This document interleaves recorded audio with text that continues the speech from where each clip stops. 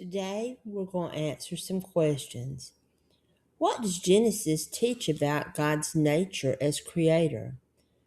God is sovereign, all powerful, and creates by his word. God brings order out of chaos and creates with purpose. God is relational and makes humans in his image. God is good and declares creation very good. God provides and sustains creation. Our takeaway is God is powerful, purposeful, good, and relational as a creator. The second question: how did sin enter the world, and what were the consequences? Sin entered through Adam and Eve's disobedience. Sin brought separation from God and shame. Sin introduced pain, struggle, and death. Sin's corrupted human nature and creation. God still gives hope through a promise of redemption. Our takeaway: sin breaks relationships with God, but God provides hope and redemption. Third question: why is God's covenant with Abraham so important? God began his plan to bless all nations through Abraham. God formed a people, Israel, through the covenant. The covenant is based on God's promise, not human perfection.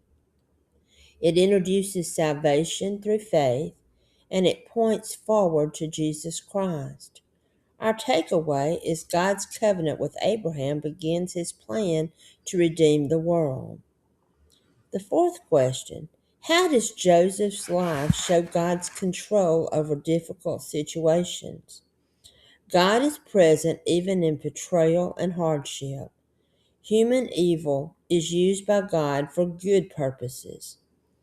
God's timing is perfect even in delays, and God positions people through difficulty by greater purpose. And God brings restoration from broken situations. Our takeaway: God is always in control, even when life seems out of control. Number 5. What patterns do you see in human failure and God's faithfulness? Humans repeatedly fail and fall into sin. Sin brings real consequences. God continually persuades humanity. God remains faithful to his promises, and God redeems and restores broken situations. Our takeaway: human failure is consistent, but God's faithfulness is greater. Number 6. Walk in faith like Adam, even without seeing the full picture. Obey the next clear step with God. Move forward even without full understanding. Trust God instead of trying to control outcomes. Stay faithful during the waiting seasons. Make decisions based on faith and not fear. Trust God even when direction is unclear. Our takeaway: faith is trusting and obeying without needing the full picture. Number 8. Trust God's plan even when circumstances don't make sense. Don't assume your situation is the full story. Stay faithful in difficult seasons. Reject bitterness and choose trust. Remember, God is with you in hardship. Wait for God's timing instead of forcing outcomes. See setbacks as possible preparation. Our takeaway: God is working even when circumstances are confusing. Number 9. Remember, God can use difficult situations for good.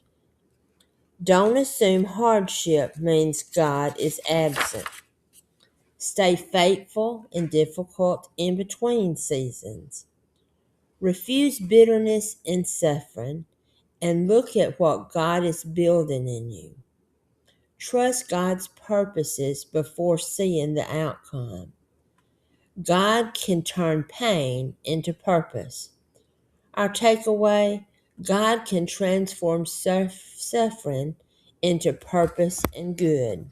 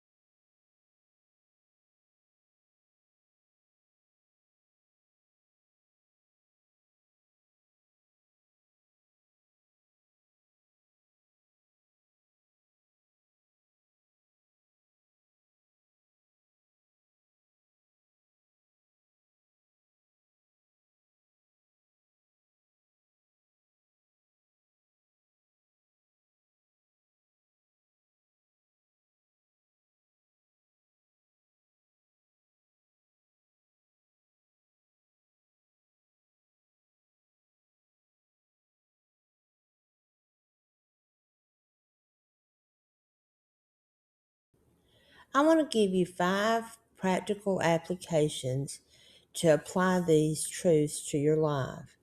Number 1, recognize God as the source of everything in your life.